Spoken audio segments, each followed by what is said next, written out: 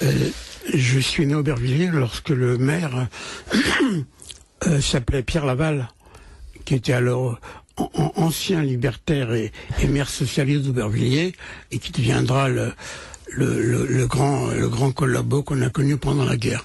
J'ai un souvenir assez curieux des manifestations en juin 36, entre mon père et ma mère, où sur les trottoirs, les gens criaient la police avec nous.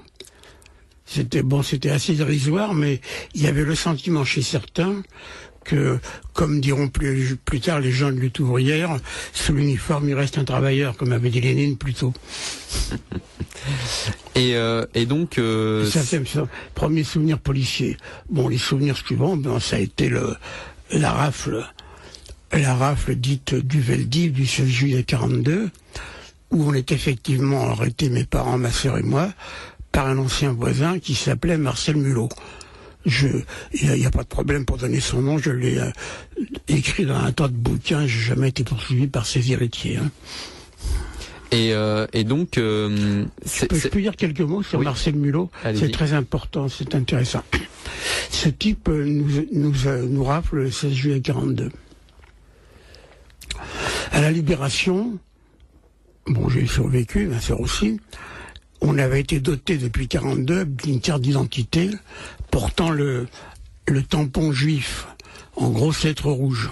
Donc en septembre 44, après la Libération, je vais au commissariat de police de Vincennes, où nous habitions, pour demander qu'on me change ma carte d'identité.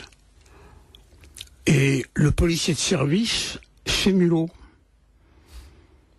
qui me demande, j'étais tout petit encore, même à 16 ans, je suis pas très grand maintenant, mais enfin, est-ce que tu as l'autorisation de tes parents pour changer une carte d'identité? Et j'ai eu à ce moment-là une réaction dont je ne m'étais pas cru capable. J'ai traité de salaud en plein commissariat de police. Je dis, mais c'est vous qui avez fait arrêter mes parents il y a 2 ans. Il s'est tiré, comme on dit, comme un lavement, et remplacé par un autre policier qui m'a pris en charge très gentiment. Ça, c'est l'acte 2.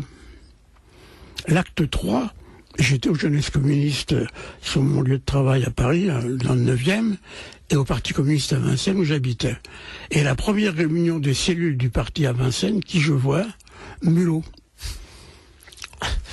Alors, est-ce qu'il était là en mission d'indic pour le compte de la police, ou est-ce que ou est-ce qu'il était là par conviction? Il faut savoir qu'à la Libération, alors que les syndicats de police n'existaient pas avant la guerre, des milliers de policiers ont adhéré à la CGT et des centaines ont adhéré au PC, parce que dans l'esprit étroit de ces braves gens, il fallait être du côté du manche, bien entendu. Donc, je rentre à la maison, je vivais encore avec ma sœur, on était mineurs tous les deux, et je lui raconte l'incident, la vue de Mulot au commissariat, à la réunion de section des cellules de Vincennes. On écrit une belle lettre au bureau politique du Parti communiste. Je ne sais pas si c'est André Marty ou Duclos qui nous a répondu à l'époque, Thorez était encore à Moscou, où on nous dit que le camarade Mulot a eu un comportement irréprochable durant la résistance. Il n'est peut-être question de lui faire quelque reproche que ce soit. Ça, c'était l'acte 3.